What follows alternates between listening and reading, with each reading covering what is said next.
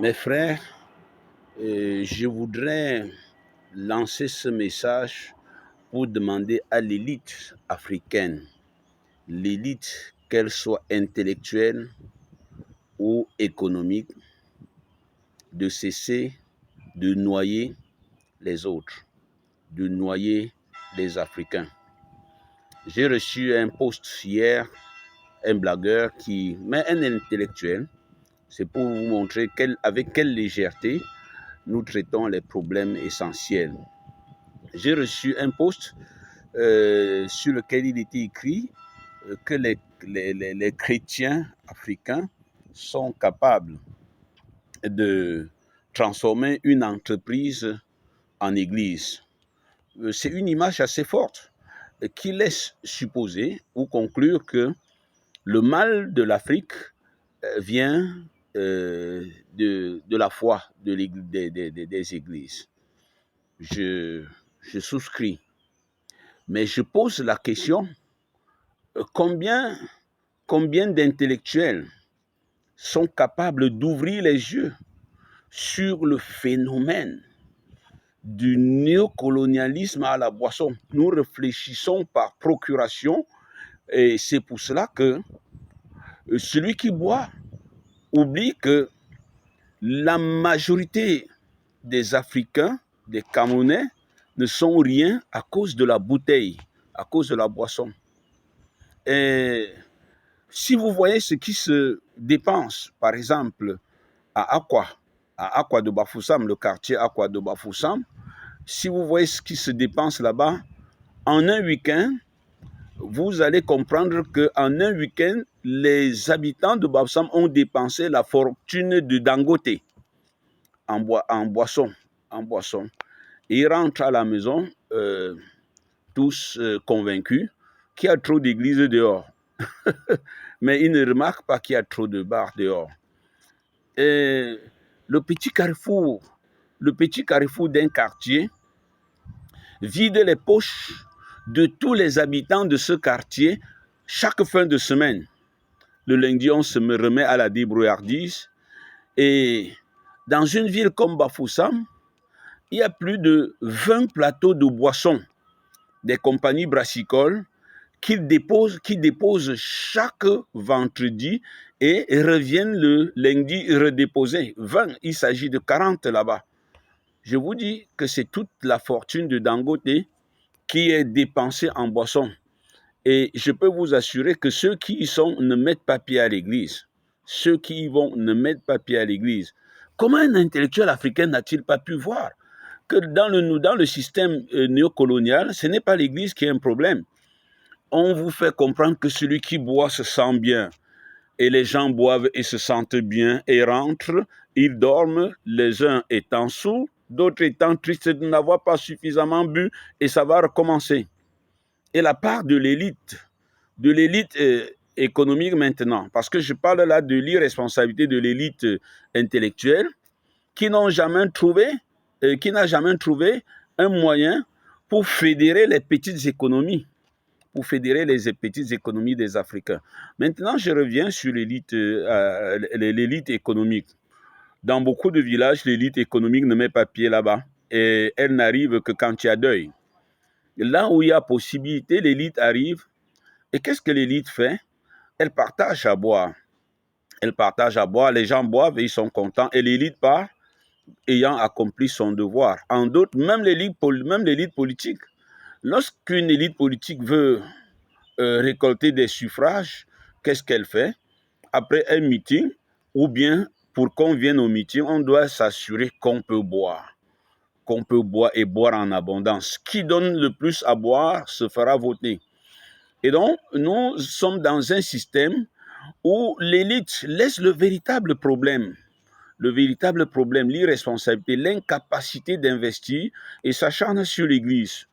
De tous ceux qui vont dans les boissons, dans les meetings. Mais vous imaginez un pays dans lequel un meeting politique va de 9h à 18h et ça ne dit rien aux élites. 8h à 18h, même une messe n'a jamais duré comme ça.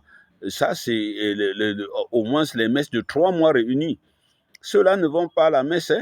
Et Mais l'élite, donc, s'arrange à faire boire les jeunes qui sont restés au village, sachant que là, la distance entre les pauvres et les riches sera toujours maintenue. Dans un petit quartier à Banjul, j'ai vu une élite qui a mis à la disposition des jeunes des sacs d'engrais.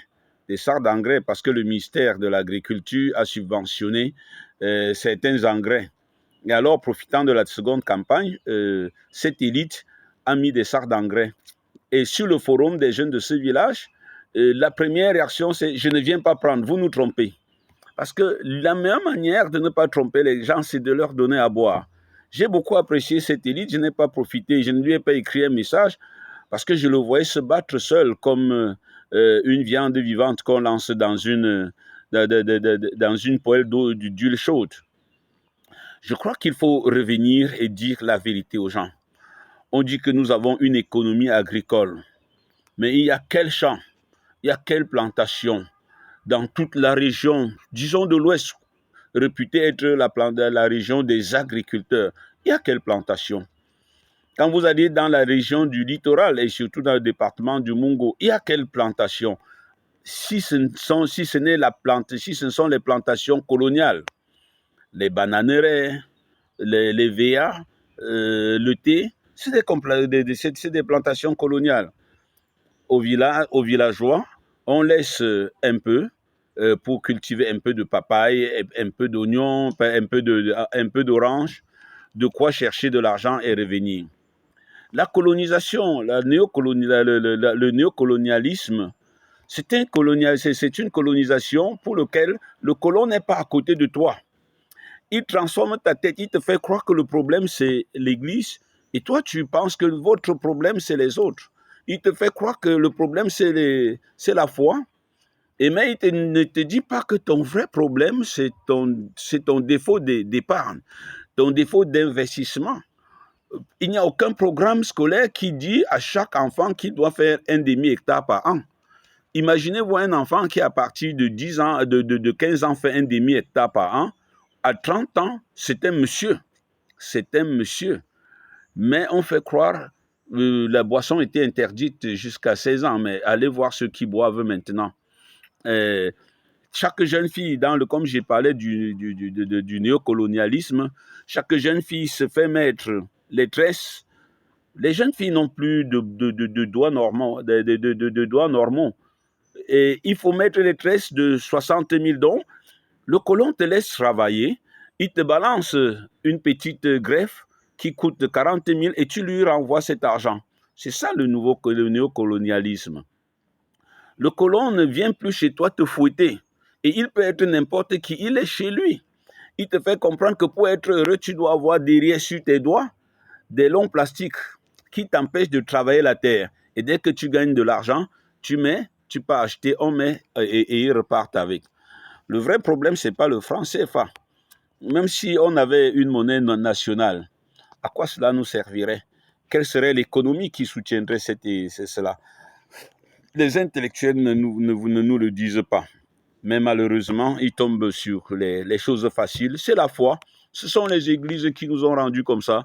Oh, ce sont les pouvoirs politiques, ce sont les pouvoirs. Et mais personne ne t'a empêché de mettre 10 rejetons de plantain, 10 rejetons d'avocatier chez toi. Personne ne t'a empêché de le faire. Il faut savoir que celui qui veut ton bien détruit ta spiritualité. Celui qui veut ton bien plutôt, celui qui veut ton mal détruit ta spiritualité. Celui qui veut ton mal détruit ta spiritualité. Celui qui veut ta perte t'éloigne de Dieu. Parce que Dieu, dans les monastères, on a écrit « Ora et labora », travail et prie, prie et travail.